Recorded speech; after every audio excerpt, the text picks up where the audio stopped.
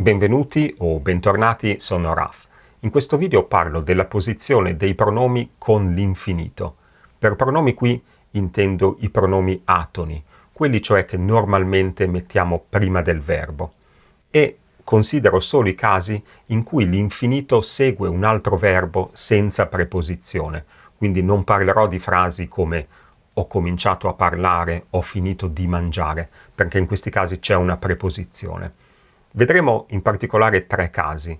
Il primo è quello dei verbi servili, volere, potere, dovere. Poi vedremo i verbi causativi, fare e lasciare, e poi vedremo i verbi percettivi, come vedere o sentire. Cominciamo dai verbi servili, dovere, volere, potere, ai quali possiamo aggiungere anche sapere, nel senso di essere capace di fare qualcosa. Questi verbi sono seguiti da un infinito quando il soggetto dei due verbi è lo stesso.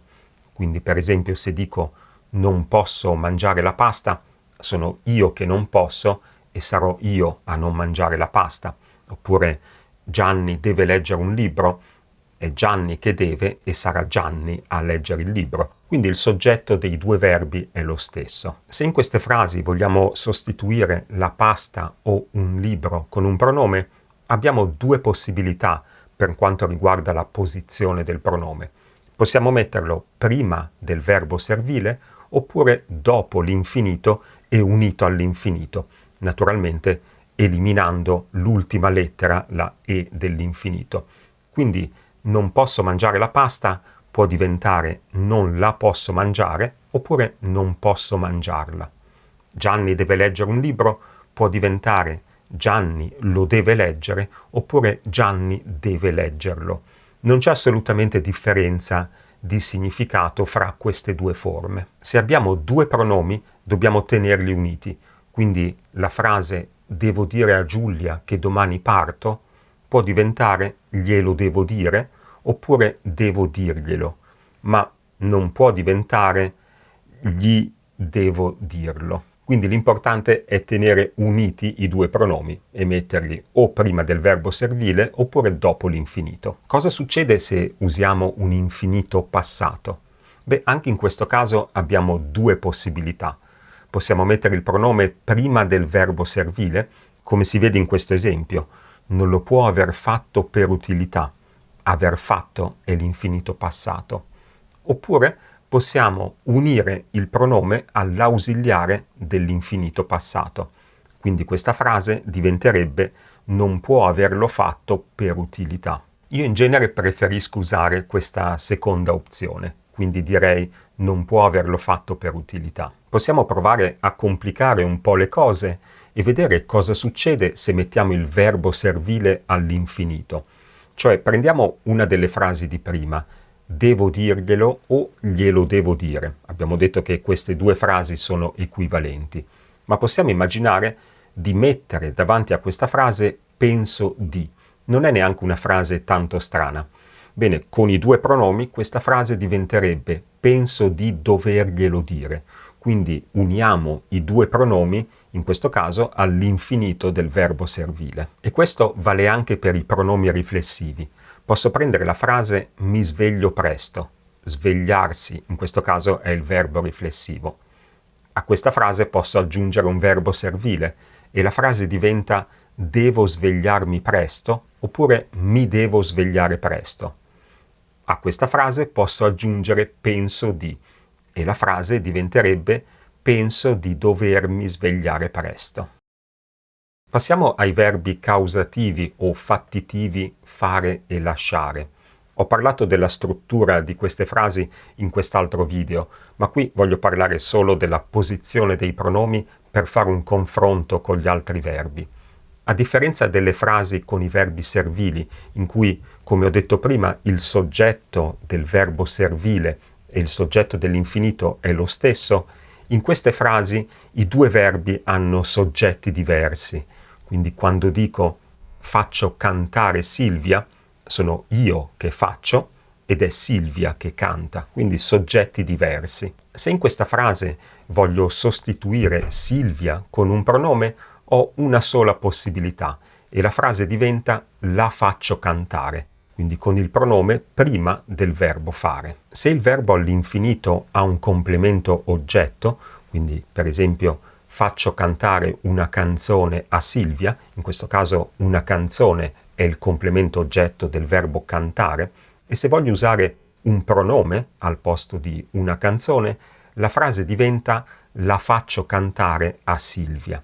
Anche in questo caso ho solo una possibilità, non ci sono altre possibilità. Non posso dire, per esempio, faccio cantarla a Silvia. Se poi voglio usare due pronomi e quindi sostituire sia una canzone che a Silvia con due pronomi, la frase diventa gliela faccio cantare. Anche in questo caso una sola possibilità. Se il verbo fare o lasciare è all'imperativo, uniamo il pronome all'imperativo. Quindi la frase fai entrare gli invitati diventerebbe falli entrare.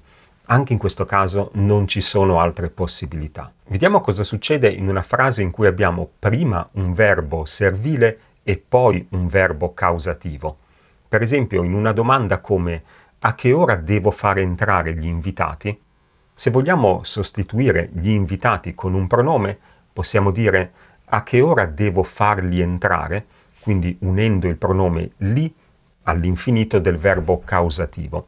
Ma c'è anche un'altra possibilità e possiamo dire a che ora li devo fare entrare, quindi mettendo il pronome li prima del verbo dovere, cioè del verbo servile. Se invece abbiamo una frase del tipo penso di fare entrare gli invitati alle 8, abbiamo una sola possibilità e dobbiamo dire penso di farli entrare alle 8.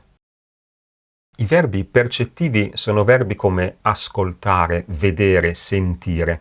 Anche questi verbi sono seguiti da un infinito senza preposizione e anche in questo caso il soggetto del verbo percettivo e il soggetto dell'infinito è diverso. Infatti quando dico ho sentito Silvia cantare, sono io naturalmente che ho sentito, ma è Silvia che canta. Se voglio usare un pronome al posto di Silvia, cioè al posto del soggetto del verbo all'infinito, come nel caso precedente, anche qui devo usare un pronome oggetto diretto. E anche qui, per quanto riguarda la posizione, ho una sola possibilità e dovrò dire l'ho sentita cantare. Se il verbo all'infinito, cantare, nel nostro esempio, ha un complemento oggetto, le cose si complicano molto, perché verbi come sentire o vedere ammettono due costruzioni diverse. E quindi possiamo avere frasi come ho sentito Silvia cantare una canzone, oppure ho sentito cantare una canzone a Silvia o da Silvia. Dedicherò un altro video alla differenza fra queste due frasi a livello di significato, differenza che in realtà è minima. Ma vediamo cosa succede se vogliamo usare un pronome al posto del complemento oggetto una canzone. La prima frase diventa ho sentito Silvia cantarla, quindi uniamo il pronome la all'infinito, al verbo cantare, mentre la seconda frase diventa l'ho sentita cantare a Silvia o da Silvia. Se vogliamo sostituire anche Silvia con un pronome, visto che, come ho detto, la differenza fra quelle due frasi è minima, io sceglierei la frase gliel'ho sentita cantare. L'ultimissimo caso che voglio considerare è quello di un verbo percettivo seguito da un verbo riflessivo, quindi il verbo riflessivo sarà quello all'infinito. Come nella frase ho sentito Giulia alzarsi presto. Se invece di Giulia voglio usare un pronome, dovrò usare un pronome oggetto diretto e metterlo prima del verbo percettivo. Quindi la frase diventa l'ho sentita alzarsi presto, mentre il pronome riflessivo si rimane nella stessa posizione. Grazie a tutti per avermi seguito. Se ti è piaciuto il video lasciami un bel pollicione e ci vediamo nel prossimo video. Ciao!